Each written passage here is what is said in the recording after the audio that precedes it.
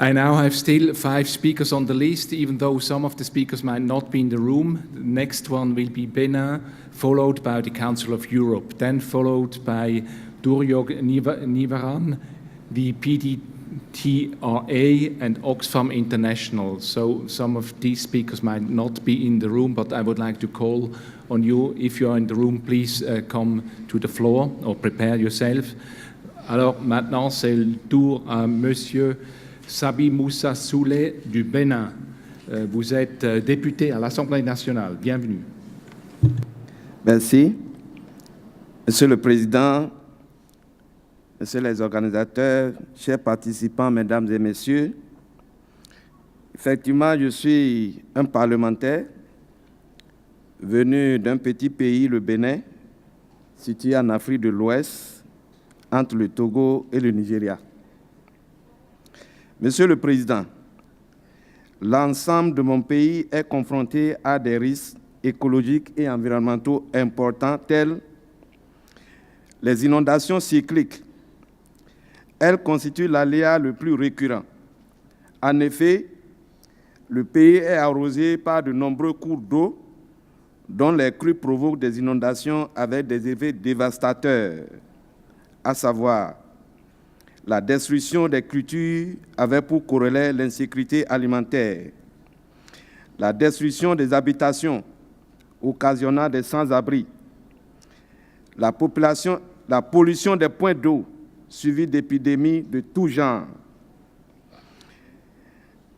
La deuxième catégorie de catastrophes, c'est les incendies, saisonniers et quotidiens selon leur nature, liés aux feux de brousse, à la vente illicite de produits pétroliers.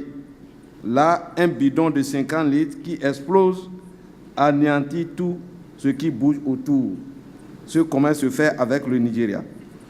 Aux industries artisanales de préparation de boissons locales qui connaissent des explosions dues à une maîtrise approximative de la technologie.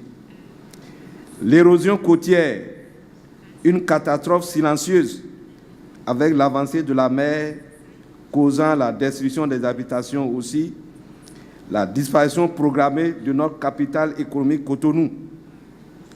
Mesdames et messieurs, je vous invite à visiter mon pays pour observer de visu ces fléaux.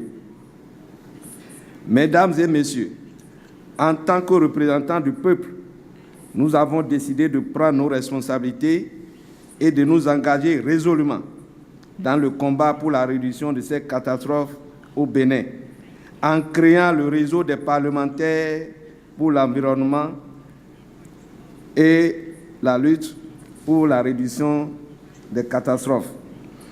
Désormais, nous n'aurons même pas besoin de porter des gants pour rentrer sur le ring, parce qu'il s'agit de protéger les populations que nous représentons.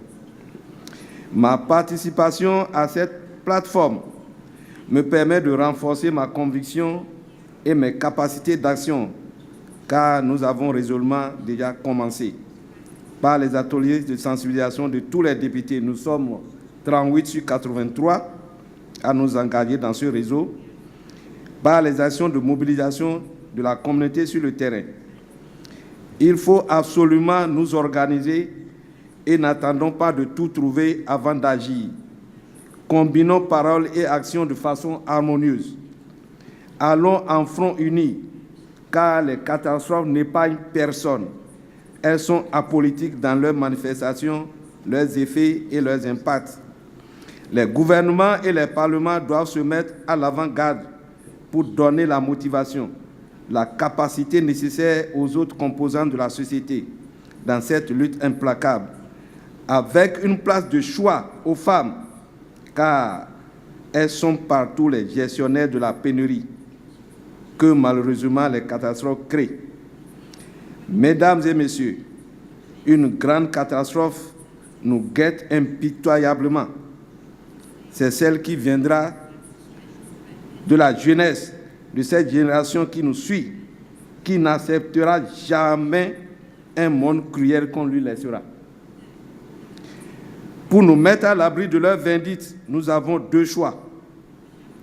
Agir maintenant est bien, ou alors prier pour vite mourir. Encore une fois, merci à tous. Merci à tous les organisateurs. Merci à UNSDR.